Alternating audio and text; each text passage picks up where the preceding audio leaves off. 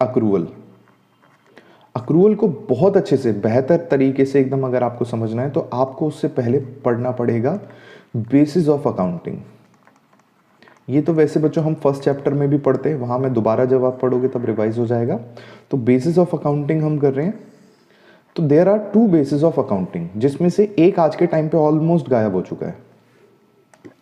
पहला basis of accounting को हम बोलते हैं बच्चों cash basis of accounting, cash basis of accounting. And दूसरा है accrual basis of accounting.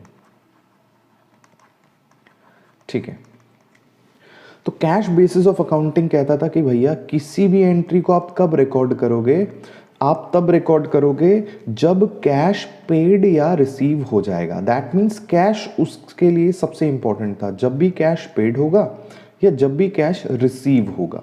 Where as accrual concept क्या कहता है, अक्रूवल कॉन्सेप्ट कहता है कि रिकॉर्ड द ट्रांजैक्शन। इसकी डेफिनेशन ही है बच्चों, record the transaction irrespective of actual receipt और पेमेंट, एक्चुअल रिसिप्ट और पेमेंट। बीच में मैंने कुछ वर्ड्स गायब कर दिए। तो कहता है record the transaction as and when it occurs, कि भैया ट्रांजैक्शन होते ही उसको रिकॉर्ड कर लो। इससे फर्क नहीं पड़ता, इररिस्पेक्टिव ऑफ एक्चुअल रिसिप्ट और पेमेंट, इससे फर्क नहीं पड़ता कि पैसा मिला या नहीं मिला। ठीक है, तो अक्रूवल बेसिस ने ये बात बोली। ठीक है, उसके बाद जो दूसरी बात आई वो ये कि कैश बेसिस ना थोड़ा चलता था शॉर्टकट में। उन्होंने कहा कि भाई जब मेरे को सिर्फ पेड और रिसीव करना है ना, तो आपको पता है ना बच्चों types of accounts involve. Types of accounts में कितने टाइप के अकाउंट्स होते हैं, 3 टाइप के अकाउंट्स होते हैं।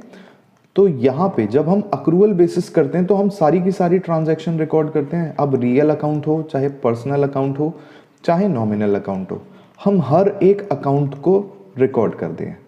लेकिन अगर मैं बात करूं कैश बेसिस का, तो कैश कहता था कि यार या पेड हो रहा है तब लिखो, रिसीव हो रहा है तब लिखो। एंड पेड रिसीव हमेशा कोई बंदा ही, कोई व्यक्ति, कोई पर्सन या कोई ऑर्गेनाइजेशन ही आपको पे कर सकती है या आपसे रिसीव कर सकती है। तो यहां पे हम किस टाइप के अकाउंट्स को इन्वॉल्व करते थे, अकाउंट्स इन्वॉल्व। सिर्फ 2 ही अकाउंट्स को हम यहां रिकॉग्नाइज करते थे।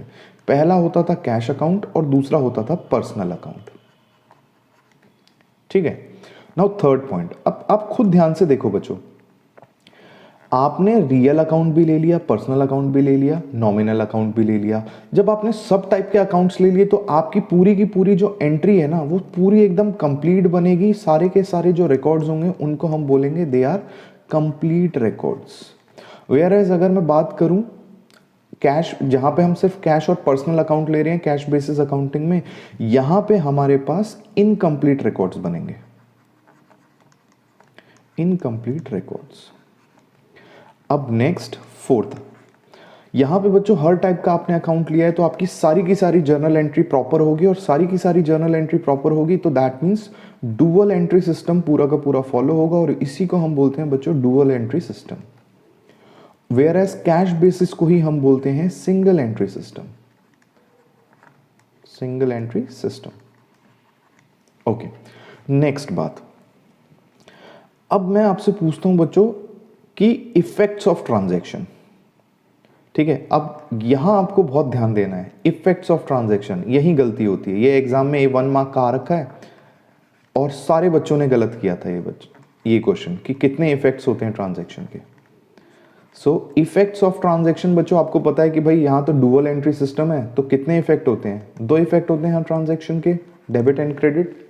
अब मैं आपसे पूछता हूं बच्चों सिंगल एंट्री सिस्टम में या कैश बेसिस सिस्टम में कितने ट्रांजैक्शन के इफेक्ट होते हैं, बताओ कितने होते होंगे।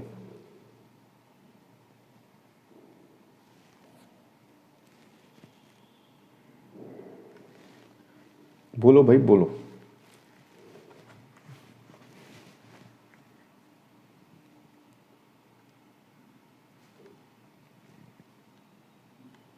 ओके, तो यही कमाल की बात है बच्चों, जब हम पढ़ते हैं effects of transaction in case of cash basis accounting या सिंगल एंट्री सिस्टम, किसी भी एंट्री के नील इफेक्ट भी हो सकते हैं, नील मतलब 0 इफेक्ट, हो सकता है कि उसका सिंगल इफेक्ट ले लें, और हो सकता है उसका डबल या डुअल इफेक्ट ले लें।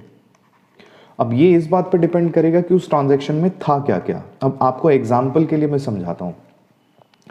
मान लो बच्चों मैंने पहला एग्जाम्पल लिया, पहला एग्जाम्पल मैंने लिया है नील के लिए। आपने डेप्रिसिएशन चार्ज किया, ठीक है, ये मैंने 1 लिखा है। तो डेप्रिसिएशन अगर चार्ज करोगे, जहां पे डुअल इफेक्ट हो रहा है, फर्स्ट ट्रांजैक्शन की क्या एंट्री होगी, डेप्रिसिएशन चार्ज की, depreciation account debit to asset account. ठीक है, आपने कर दी ट्रांजैक्शन। क्या ये ट्रांजैक्शन यहां पे भी रिकॉर्ड हो सकती है? आंसर इज नो, क्योंकि डेप्रिसिएशन अकाउंट आप नहीं बनाते सिंगल एंट्री सिस्टम में, आप सिर्फ कैश अकाउंट बनाते हैं पर्सनल। दूसरा है एसेट, और एसेट का है रियल अकाउंट, तो दोनों की दोनों ही आप नहीं बनाते हैं सिंगल एंट्री सिस्टम में। तो इस एंट्री की हो जाएगी नील पोस्टिंग, या फिर इस एंट्री की हो जाएगी नो रिकॉर्डिंग। अब दूसरा मैं एग्जांपल लेता हूं, सेकंड में मैंने ले लिया बच्चों एसेट परचेज्ड। अगर आपने एसेट परचेज किया है तो उसकी जर्नल एंट्री बोलिए क्या होगी, asset account debit to cash account. ठीक है, एसेट टू कैश। अब यहां पे बात करूं बच्चों, यहां एसेट का अकाउंट तो बन नहीं सकता क्योंकि वो है रियल अकाउंट, लेकिन कैश का अकाउंट बनाया जाता है। सो दैट मीन्स इस एंट्री में मैं सिर्फ और सिर्फ कैश ही रिकॉर्ड करूंगा कि कैश क्रेडिट हुआ है, कैश गया है। वेयर एज थर्ड एंट्री में लेता हूं, इसके लिए एग्जांपल लेता हूं थर्ड, पेड टू राम। आपने राम को पेमेंट करी या रिसीव्ड फ्रॉम राम, कुछ भी कर लो। तो एंट्री हो जाएगी कैश, हमने पे किया है तो Ram account debit to cash. और Ram account debit to cash बच्चों तीसरी एंट्री यहां पूरी की पूरी रिकॉर्ड होगी, क्योंकि राम पर्सनल अकाउंट है और कैश है एक नॉमिनल अकाउंट। सो यहां पे बच्चों इसी को हम बोलते हैं कि dual effect. Dual entry system में आपको दोनों इफेक्ट देखने को मिलते हैं, whereas single entry system में आपको किसी भी ट्रांजैक्शन का नील इफेक्ट भी मिल सकता है, सिंगल इफेक्ट भी मिल सकता है, या डबल इफेक्ट भी मिल सकता है। क्वेश्चन ये था कि सिंगल एंट्री सिस्टम का सिंगल इफेक्ट लिया जाता है, ट्रू या फॉल्स। तो ये टोटली फॉल्स है, डिपेंडिंग ऑन द ट्रांजैक्शन उसका सिंगल इफेक्ट, नील इफेक्ट या डुअल इफेक्ट कुछ भी लिया जा सकता है। ठीक है, तो अक्रूवल बेसिस पे इतना सब पढ़ने के बाद जब हमने देखा, आपने ये पढ़ लिया कि भाई इसको इनकम्प्लीट रिकॉर्ड भी बोलते हैं, इसको कंप्लीट रिकॉर्ड भी बोलते हैं, क्योंकि ये इनकम्प्लीट रिकॉर्ड्स होते हैं बच्चों, इसीलिए जो यहाँ डाटा बनता है वो अनरिलायबल होता है। अनरिलायबल मतलब आप उस पर बेस्ड डिसीजन मेकिंग नहीं ले सकते। वेयर एज बात करूँ अगर यहाँ 6th पॉइंट की, तो यहाँ जो डाटा होता है वो होता है एकदम रिलायबल डाटा। रिलायबल डाटा मतलब हो गया ट्रस्टवर्दी डाटा, आप उस पे बेस्ड डिसीजन मेकिंग ले सकते हो। तो अब बच्चों तीसरी अजम्पशन मेरी चल रही थी अक्रूवल कॉन्सेप्ट की, और अक्रूवल कॉन्सेप्ट अब आपको समझ आ गया।